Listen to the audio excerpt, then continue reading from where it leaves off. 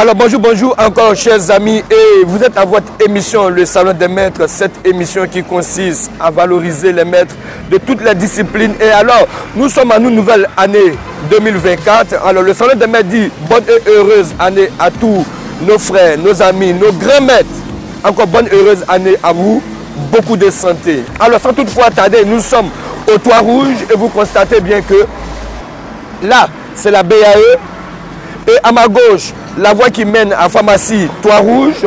Et à ma droite, la voie qui vient de sapeur-pompier. Et tout juste derrière le caméraman, la voie qui vient à la gendarmerie. Et là, aujourd'hui, nous allons à la rencontre de Maître Koné Mamadou, ceinture noire, 3e dan du Ouadorou, sans toutefois tarder à la rencontre de ce grand maître.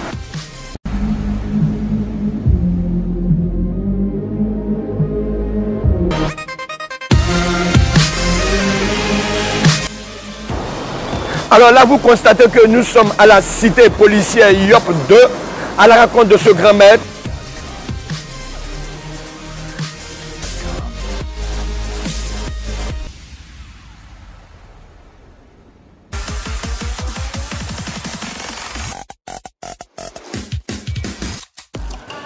Alors là, nous sommes encore toujours, comme prévu, à la rencontre de Maître Koné Mamadou. Nous sommes au gymnase Olympo, c'est gymnase au sein même de la cité Yop 2, à la rencontre de Maître Koné.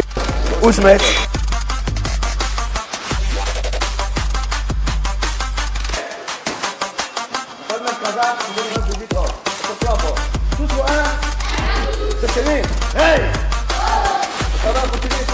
Merci beaucoup. Merci beaucoup. Comment va? Super.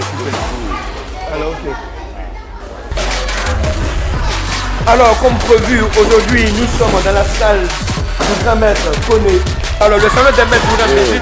Alors, nous voulons savoir aujourd'hui qui est Maître Koné. Merci beaucoup, grand frère. En fait, c'est Maître Koné Mamadou, c'est une noire 3e dan. Je vais devoir dire depuis à l'âge de 14 ans. Alors, ok, il est ceinture noire, 3e dan, pratiquant du Ouadorou depuis l'âge de 14 ans. Alors, nous voulons savoir, Maître Koné, parlez-nous un peu de votre parcours. Comment est-ce que ça a commencé? Parlez-nous un peu. Le parcours, vraiment, c'est pas tout facile, mais là, c'est pouvoir. Il y a eu beaucoup de maîtres, c'est-à-dire Maître Béré, Maître Taï René, et Maître Patoucha, et Maître Bazin, notre formateur, sans oublier Maître Amara, et toi aussi, étant le grand frère qui nous a encadré en compétition, car le petit nom Kaza qui est là, donc vraiment, c'est pas été facile, mais on a eu des grands maîtres qui nous ont vraiment encadrés. Alors, ok. Mais alors, nous voulons savoir, est-ce que Maître Koné a fait du championnat, comme on peut le dire, le comité? Oui, j'ai fait le comité. J'ai été champion de Côte d'Ivoire et j'ai été vice-champion de taekwondo. J'ai fait un brassage pour mieux vivre la compétition et vraiment, ça fait du bien. C'est-à-dire que vous avez fait un brassage, c'est-à-dire du Ouadorou au taekwondo, c'est ça? Oui. Alors, nous voulons savoir, Maître Koné, vous qui avez fait de la compétition, quand vous savez que vous devez monter sur un tatami, et quand vous regardez de l'autre côté du tatami, vous voyez un adversaire qui, lui, quelque part aussi est bon. Comment est-ce que vous vous sentez? Faites-nous vivre un peu. Oui, quand tu vois un athlète qui est bon comme toi, vraiment, tu ne le crées pas, mais tu veux l'arracher la victoire. Tu as une haine en toi. C'est dans le contexte de la compétition que tu dois vraiment le suivre dans ce combat, ses réactions, ses déplacements. Connaître ses défauts, tu veux l'attaquer. Tu dois te concentrer en le suivant. C'est un champion qui nous parle aujourd'hui. Et alors maintenant, nous voulons savoir aujourd'hui, vous qui donnez des cours aux enfants comme vous le constatez aujourd'hui, donnez-nous un peu quelques conseils. Oui, vraiment, il faut d'abord aimer la chose d'abord. Parce que surtout chez nous, en Côte d'Ivoire, on ne fait pas de la chose. Et c'est pas facile, les moyens ne sont pas. Il faut d'abord aimer la chose, il faut être passionné. Et quand tu es un compétiteur, tu as l'amour de la chose, elle va te réussir. Alors, Maître Koné, à son actif, à combien de clubs? J'ai 2 clubs, j'ai le WET qui est là, et il y a le Sésame, qui est Maître Militaire, plus ici, il y a 2 clubs. 2 clubs de Ouadorou. 2 clubs de Ouadorou. Alors, Maître, aujourd'hui, le karaté, on nous fait savoir que c'est pour des vagabonds, c'est pour des bandits, des gens qui ont tout perdu. Mais vous, dites-nous un peu. C'est que là, ils ont mal interprété. Le karaté, ça arrange tout. On parle de l'esprit d'eau, la maîtrise du soir, le bon comportement. Quand on dit qu'on est zen, c'est qu'on est fort. Pour être fort, il faut pas travailler tes armes. Le réflexe, le corps, l'esprit. Donc, c'est pas vrai ce qu'il dit. On dit karaté m'a dit. Moi, j'ai perdu mon papa à l'âge de 14 ans. C'est pas facile, c'est pas une bonne vie. C'est le karaté qui m'a encadré jusqu'au début ici. Donc, moi, le karaté m'a fait du bien. Et je vis, c'est bien quotidien. Pour le karaté, c'est la santé. Et c'est bon.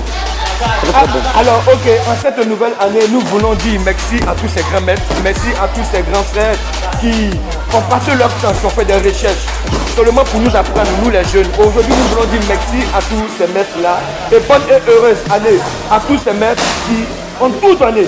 Alors, sans toutefois oublier que nous sommes en 2024. Alors, le Salon des Maîtres organise pour la deuxième édition le Festival des arts martiaux au Koweït.